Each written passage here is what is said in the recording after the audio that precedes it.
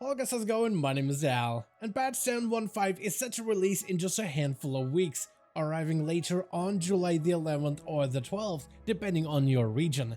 This means that there's a limited time left to implement last-minute changes, with everyone still searching for their next main to play for the patch 10.1.5. This week we got yet another PTR update, where players will finally be able to get cross-realm trading, freely able to exchange goods and items amongst each other as long as you play within the same region. New catch-up gear has recently been found over on the PTR vendors, with some of the open world items gaining additional flavorful stats. Weapons and items may even gain various secondary bonuses such as Time Strike, Demon's Bane, Scourge Bane, and even Spirit. And of course, we got a lot more class changes in this most recent build. Many are still trying to decide which class they could potentially be maining for this newest upcoming update, with some looking to potentially even main swap their character for the 10.1.5. So in today's video, I want to go over some of the most recent class changes and how they will impact all your potential playstyle options in this most recent PTR update. But right before we get into this update video, most of you guys watching these are still not subscribed. However, the more of you remind, the more of you do, so let's keep it going. Subscribe to the channel and ring the bell if you're watching these videos anyway, especially if you want to get more regular content regarding all of the newest Dragonflight updates and changes going forward. The first class set to receive new changes is for the newest upcoming spec of the Augmentation Evoker, which has proven to be quite powerful during its time over on the PTR, maybe even a little bit too powerful. The combat enhancements provided by this spec are quite lucrative in both raids as well as in dungeon content, so their group-wide value is being slightly adjusted in this build. First, the mastery of Time Walker is being restructured.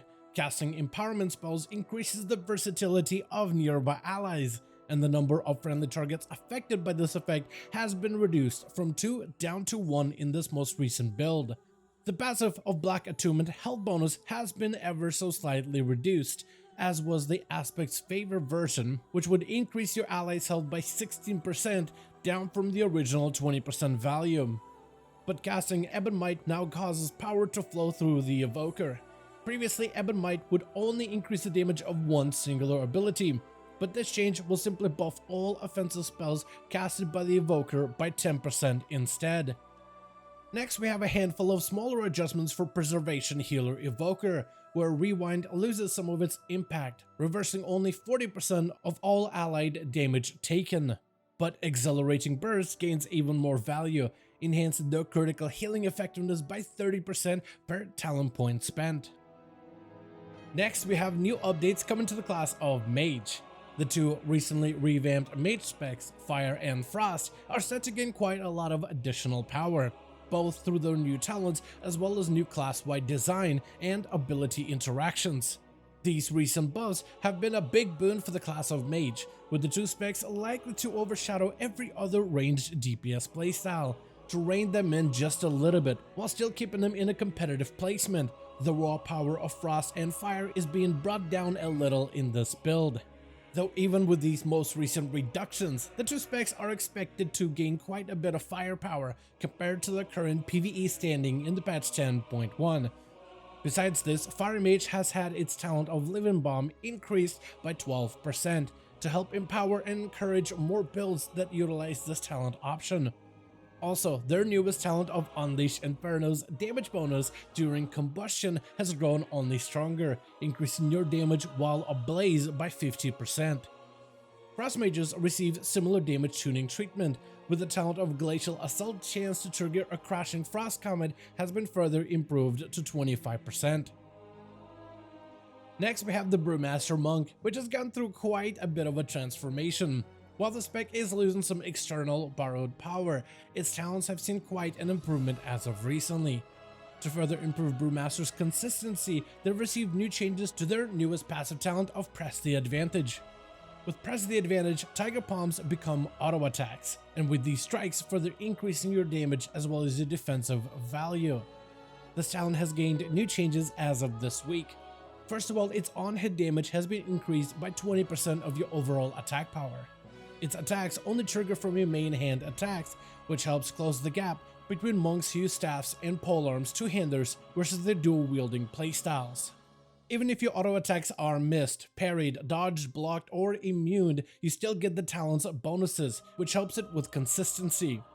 Talents like Face, Palm, as well as Counter-Strike will also apply to all targets hit by the bonus Keck Smash effect, giving it even greater value. Holy Paladin is another class to receive even more changes as of this week. First, they gained a new talent of Merciful Auras, which shares a talent slot with the Blessing of Seasons. Your auras restore health to 3 nearby allies within 20 yards of you every 20 seconds.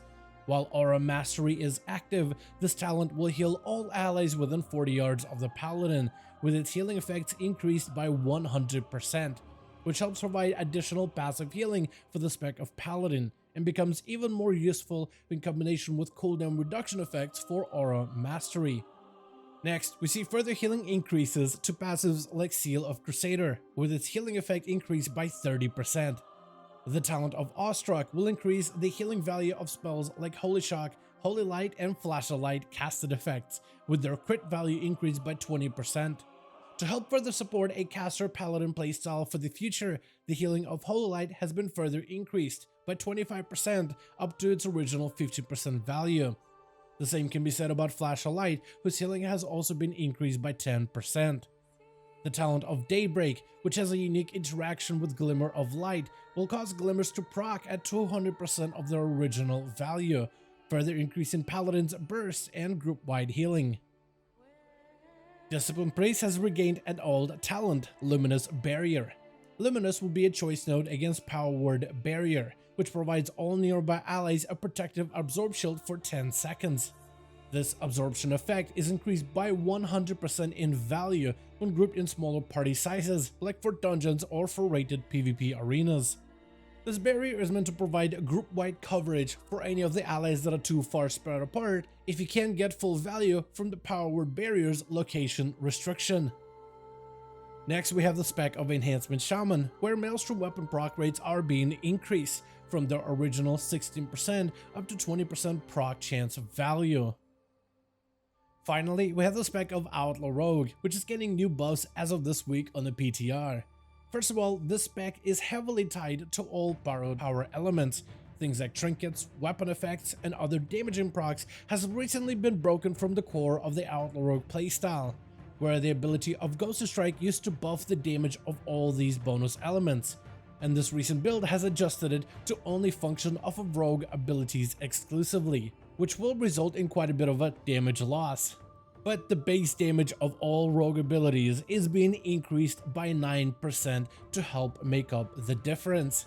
Together with the recent tier set bug fixes, which went live a few weeks over in the previous PTR build, Outlaw Rogue is about to gain quite a bit of considerable power.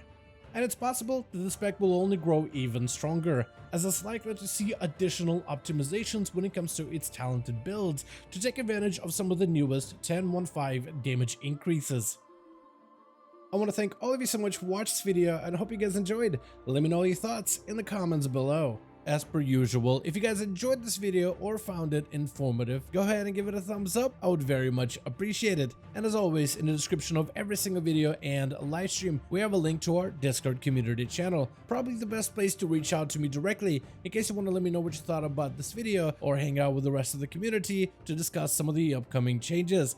Join our Discord to become part of the community. But otherwise, thank you all so much for watching this video. I do hope you guys enjoyed. Let me know all of your thoughts down below. And as always, I'll see all of you guys in another video.